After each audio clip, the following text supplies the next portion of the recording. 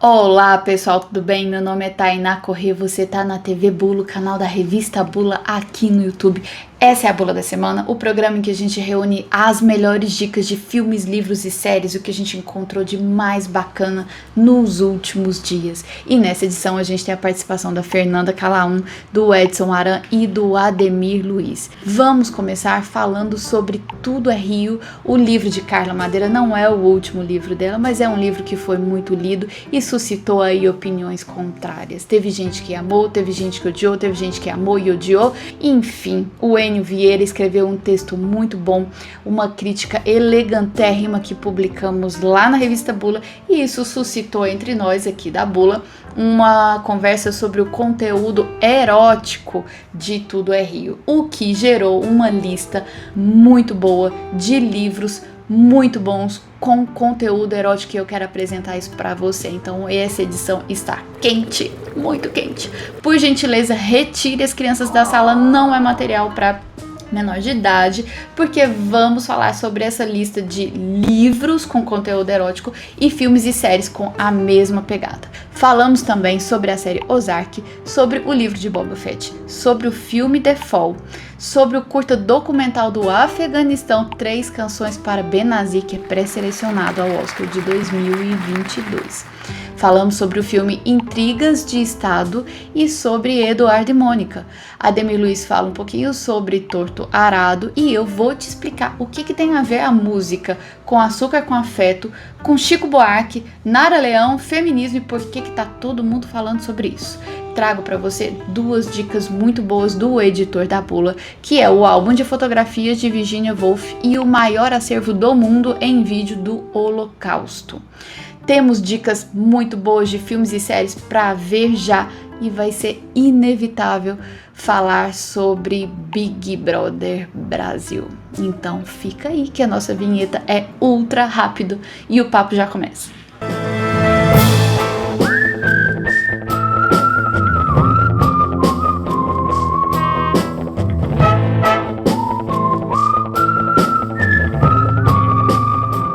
Então vamos começar todo mundo curtindo o vídeo, pra gente é muito importante. Curta esse vídeo, compartilhe com os amigos para mais gente ficar sabendo. Se inscreva no canal e lembra de ativar o sininho para você ser lembrado quando a gente subir conteúdo novo, o que acontece a semana inteira. A Bula da Semana só sobe na sexta-feira, às 7h30 mais ou menos, mas durante a semana inteira tem conteúdo novo. Use o campo de comentários, por gentileza, pra gente é muito importante saber a sua opinião, e todos os links de tudo que a gente falar nessa edição vai estar na descrição desse vídeo, tá bom? Vamos lá. Tudo é Rio, de Carla Madeira, não é o último livro dessa escritora brasileira, mas é um livro que foi muito lido em 2021 e muito comentado. Teve gente que amou, teve gente que odiou, teve gente que amou e odiou tudo ao mesmo tempo, teve gente que mudou de ideia, como eu, por exemplo. E o Enio Vieira fez um texto muito elegante, uma crítica muito elegante que a gente publicou lá no site www.revistabula.com. O título do texto é Em Tudo é Rio, Carla Madeira retoma o folhetim romântico. Um dos aspectos que a gente iria pontuar aqui é o uso de frases feitas, frases de impacto dissolvidas aí ao longo do livro, que tem a intenção, me parece, de capturar a atenção do leitor. Mas aí a gente começou a conversar aqui na Revista Bula que tem um outro aspecto que parece que também foi usado com essa mesma intenção, que é o erotismo. Tudo é Rio é um livro que tem esse conteúdo erótico aí muito claro, porque uma das personagens é uma prostituta que diz que se tornou prostituta porque ela queria ser prostituta. Mas para além da gente conversar sobre Tudo é Rio, a gente elaborou uma lista muito boa de livros que tem conteúdo eróticos e são livros muito, muito bons. Olha só. O primeiro é Teatro de Sabá, do Philip Roth. Inclusive, a gente tem um texto aqui na Bula do Marcelo Franco sobre o Teatro de Sabá. O Complexo de Portnoy, também do Philip Roth. Como se estivéssemos em Palimpsestos de Putas, de Elvira Vigna. A Casa dos Budas Ditosos, de João Baldo Ribeiro. A Delta de Vênus, de Anaís Nin. O Diabo no Corpo, do Radiguet. Joana a Contragosto, do Marcelo Mirizola, que inclusive tem escrito aqui para a Bula. O Trópico de Câncer e o Trópico de Capricórnio, de Henry Miller, Plataforma, do Houellebecq, Efeito Urano, da Fernanda Jung e o meu favorito, Medo de Voar, da Erika Jonck. Além da lista de livros muito bons, destaque para isso, são livros muito bons com conteúdo erótico. Temos aqui, olha, 3 textos também publicados lá na revista Bula, que tem dicas, sugestões de livros. São eles 10 grandes livros que respeitosamente vão te deixar com tesão, os 10 melhores livros eróticos da história da literatura e um texto do Ademir, 15 livros para ler com uma mão só. As nossas dicas de filme com conteúdo erótico. Ninfomaníaca, os 2 volumes estão disponíveis na Netflix e A Prima Sofia também na Netflix. Séries, 3 séries. Sex Education, 3 temporadas disponíveis na Netflix. Bridgerton, gente, super soft porn, Netflix também. E Outlander, 5 temporadas. Eu acho que ainda tá na categoria erótica, eu desisti, acho que na 2ª temporada, mas enfim, é muito bom conteúdo soft porn na Netflix.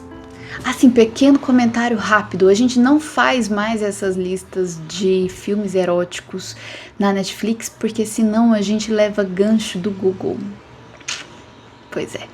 Agora eu vou chamar o Edson Aran para dar pra gente uma dica de série. Seguinte, gente, acabou de estrear na Netflix a nova temporada de Ozark, que deve ser a melhor série de suspense, série policial que tem hoje no serviço de streaming na TV, tá? É uma série do Jason Bateman, ele é produtor e é o ator principal. E é curioso, porque o Jason Bateman é um cara de comédia, né? Ele fez Quero Matar Seu Chefe, ele é um criador do Arrested Development, que é considerada uma das melhores sitcoms de todos os tempos. Eu tenho uns amigos que são apaixonados por Arrested Development. E o cara vai fazer um papel dramático e faz muito bem, né? Então, para quem não acompanhou a história, vale a pena pegar desde o primeiro episódio, porque ele é um contador que começa a lavar dinheiro para um cartel mexicano, tá? E por causa de uma atrapalhada do sócio dele, ele acaba entrando numa enrascada e ele e a família têm que mudar para Ozark. Ozark é uma região nos Estados Unidos que tem parque e tal, fica ali no Missouri, tem parques, cachoeiras, tá? Um lugar de turismo, mas um lugar de gente caipira e tal, aquelas coisas, né? Redneck americano. Ele vai para lá e ele tem a missão de lavar dinheiro, uma quantidade colossal de dinheiro pro cartel, senão ele vai morrer, tá? E ele vai ficando cada vez, ele é muito frio, um personagem muito frio, muito calculista, e ele vai ficando cada vez mais ousado. Então nessa última temporada, assim, porque a mulher dele, que é a Laura Linney, que faz o papel, ela começa a entrar também, os filhos começam a entrar, ele tem 2 filhos adolescentes, eles começam a entrar e a operação vai crescendo. Então nesse terceiro ano da série, eles estão sonhando muito alto, assim, eles estão querendo influenciar a política, eles estão querendo criar ONGs para lavar dinheiro, assim, é uma operação muito grande e cada vez mais perigosa, sabe? Então, é muito legal a série, você começa a ver, você não consegue parar de ver. Vale o destaque para Laura Linney, como eu falei, mas tem uma atriz chamada Julia Garner, que é espetacular. Ela faz uma menina que é uma caipira, que o personagem começa a pegar ela para ajudar e tal, e nessa temporada ela está voando sozinha, se junta com uma outra louca, uma personagem louca que chama Darlene, que cultiva papoula em Ozark, e começa a tocar uma outra operação de drogas.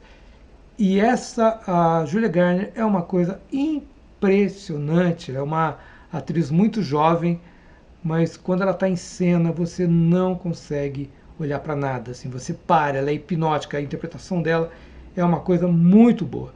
Então, fica a dica, Ozark está na Netflix, tá bom? Há algum tempo o Aran já escrevia pra gente em formato de texto o Diários do Aran, que a gente publica lá no site www.revistabula.com. Agora ele resolveu passar essa ideia para o formato de vídeo e a gente subiu aqui no canal o vídeo Diários do Aran. E eu quero te indicar um documentário. Na verdade, é um curta documental. Ele tem só 22 minutos. Ele tá disponível na Netflix e ele é do Afeganistão. O título é Três Canções para Benazir e ele é pré-selecionado ao Oscar de 2022. A gente publicou lá no site um texto do Giancarlo Galdino de título pré-selecionado ao Oscar 2022. Filme da Netflix traz história de amor que se atreve a encontrar esperança além da guerra. Três Canções para Benazir não se alonga sobre as razões pelas quais o Afeganistão chegou aonde chegou e como, mas prefere se fixar na realidade dos seus moradores, especialmente os refugiados de um abrigo da Organização das Nações Unidas em Cabul. O filme enfoca a vida de Shaista, que é recém-casado com a Benazir do título. O rapaz tenta dobrar o destino que o pai e os outros membros de sua tribo escolhem para ele e sonha em se alistar e integrar as frentes do Exército Nacional Afegão. Vou chamar agora a Fernanda Calaum para dar uma dica de filme. Olá, leitores da Bula, aqui é a Fernanda Calaum e hoje eu venho para indicar um filme que não é tão novo assim não. Eu peço até licença para vir falar de um filme que é de 2009, tá disponível no catálogo da Netflix, é de direção de Kevin MacDonald e é um daqueles filmes que, são muito bons, mas acabam sendo esquecidos com o passar dos anos porque não fizeram tanto sucesso assim. Esse diretor é o mesmo de O Último Rei da Escócia e de O Mauritano, que inclusive são filmes muito bons, também ficam aqui como dica. E Intrigas de Estado é um filme que me inspirou a me tornar jornalista. Esse filme é de 2009, em 2010 eu entrei para a faculdade de jornalismo. Na verdade, são muitos os filmes de jornalismo que acabaram me inspirando, mas esse eu considero como um filme crucial, porque ele vem para contar a história de um político que acaba se envolvendo em um problema com uma grande empresa por conta de uma CPI, e cabe ao jornalista, o jornalista, o papel do investigador. Ele acaba fazendo mais que a polícia e soluciona todo o caso. Às vezes acontece isso na vida real, mas de maneira geral, o jornalismo não é tão maravilhoso assim e nem tão aventuresco.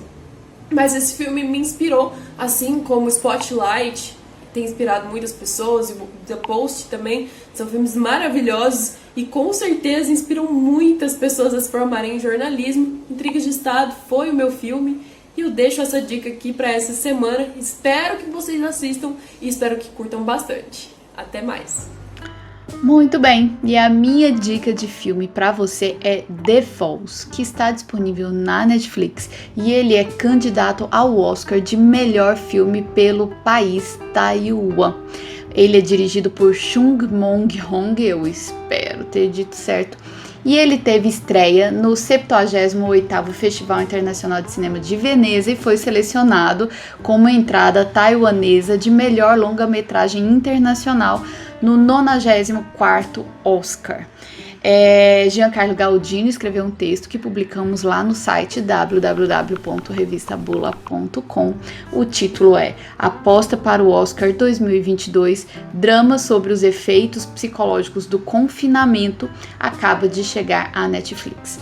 O filme conta a história, ele usa a pandemia somente como pano de fundo para poder contar a história do conflito entre duas mulheres, mãe e filha.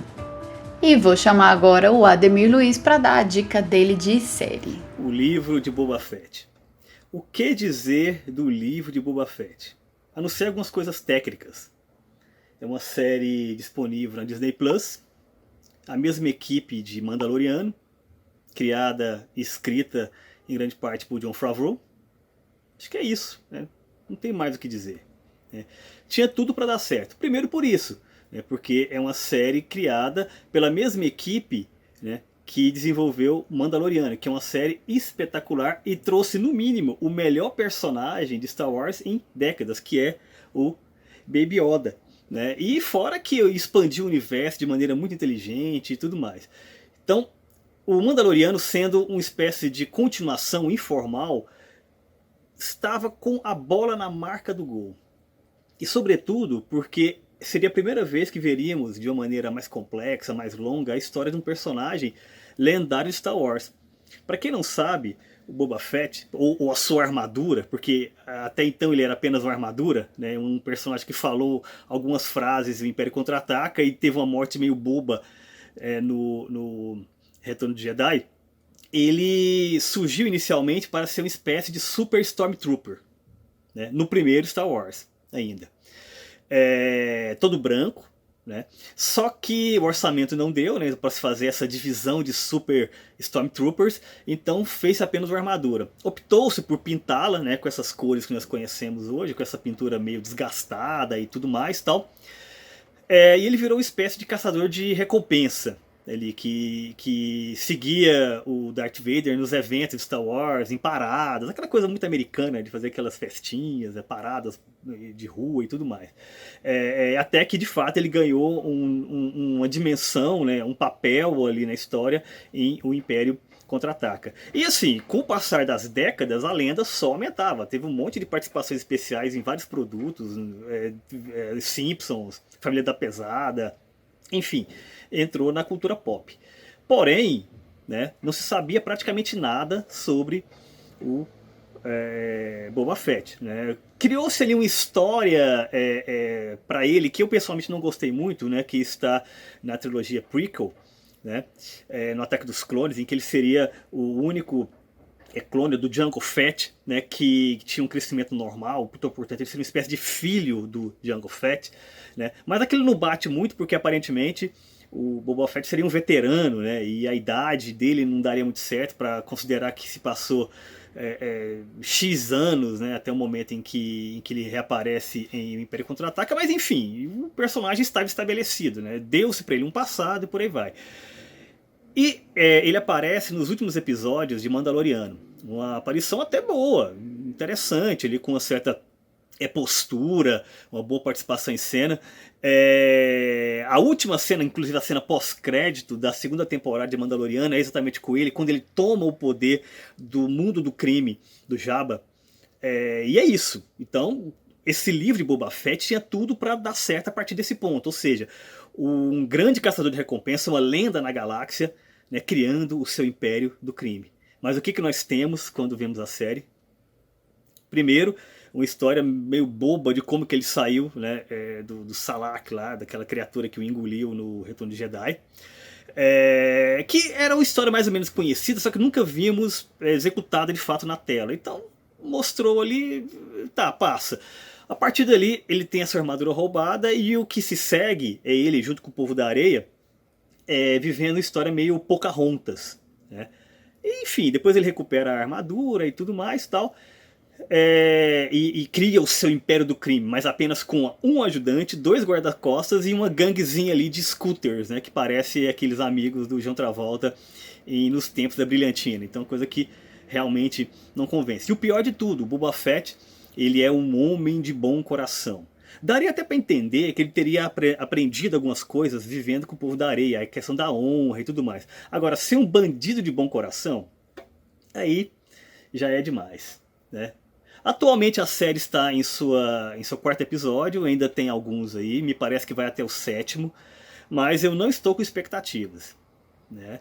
É uma série que parece que é mal produzida, rolou pouco dinheiro ali, né? Expande muito pouco o universo de Star Wars, comparando sobretudo com o Mandaloriano, né? Então eu diria que foi o seguinte, um desperdício. O que dizer do livro de Boba Fett? O que dizer do livro de Boba Fett? A força não está com ele. Estreou no cinema o filme Eduardo e Mônica sobre a música do Legião Urbana e a gente subiu aqui um vídeo do Ademir Luiz com as opiniões dele, olha lá. Publicamos lá no site um texto do Ademir Luiz sobre o livro Torto Arado. O título do texto é O que há de torto em Torto Arado e temos aqui no nosso canal um vídeo com o conteúdo correspondente, que é Verdades Inconvenientes sobre Torto Arado.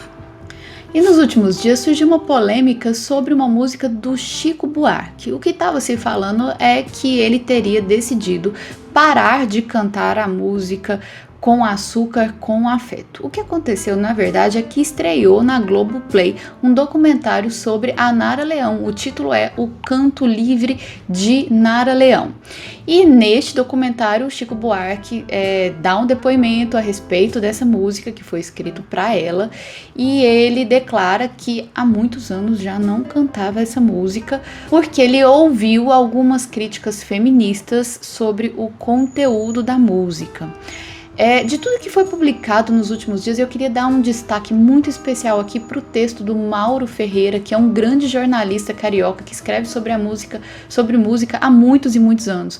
O título do texto do Mauro é Discussão sobre canção de Chico Buarque fica pobre se ignora espaço e função do eu lírico em letras de música. Eu vou deixar aqui na descrição do vídeo o link desse texto e peço licença para ler o comecinho desse texto dele, que acho que esclarece alguns pontos e levanta algumas questões que carecem de discussão.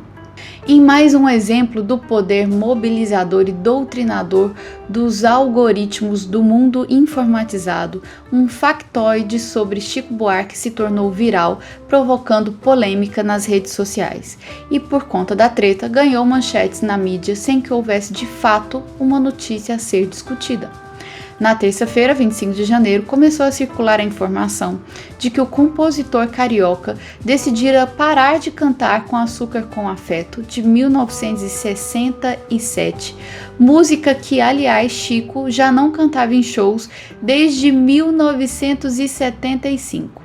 A rigor, o artista jamais tomou qualquer decisão recente em relação à doce canção que compusera em 1967 para Nara Leão, a pedido desta cantora determinante para a popularização da obra do compositor na segunda metade da década de 1960. Na realidade, a notícia foi forjada há 3 dias, a partir da extração de trecho de depoimento concedido por Chico há algum tempo para o documentário Canto Livre de Nara Leão, blockbuster da plataforma Globoplay neste mês de janeiro. No documentário, Chico explica, no contexto de depoimento, sobre a relação profissional do artista com Nara Leão, que parou de cantar Com Açúcar com Afeto por aceitar o argumento de feministas que detectam caráter machista na letra que retrata a mulher dócil e submissa aos caprichos do marido boêmio e infiel. É evidente que Chico Buarque e qualquer cantor tem todo o direito de não mais cantar qualquer música que julguem inapropriada. A questão é que nas discussões, geralmente binárias das redes sociais, esquece-se que na canção existe um eu lírico que difere da voz do autor. E eu fiz para você uma seleção dos melhores textos publicados lá no site www.revistabula.com. São as melhores dicas de filmes e séries e conteúdos interessantes publicados nos últimos dias. Olha só, 8 filmes novos e premiados que justificam assinar a Netflix em 2022. 7 filmes inteligentes na Netflix que terraplanistas e negacionistas anti-vacina não conseguirão entender. O editor Carlos William Leite publicou 2 textos muito bons. Maior acervo do mundo de vídeos sobre o Holocausto está disponível online, e o álbum de fotografias de Virginia Woolf disponível para download. Sobre BBB, precisamos falar sobre BBB. Temos 2 textos. 12 séries novas da Netflix que valem mais do que 22 anos de Big Brother e 15 filmes na Netflix que valem 100 vezes mais do que 100 dias de Big Brother. Essa é a nossa contribuição para o seu entretenimento. E é isso, espero que você tenha gostado desse vídeo. Se gostou, curta, compartilhe com os amigos, se inscreva no canal, ative o sininho, comente aqui por gentileza. A Bula da Semana é um programa semanal, a gente sobe o vídeo aqui sempre na sexta-feira às 7h30 da noite. Espero você na próxima edição. Até mais, tchau, tchau!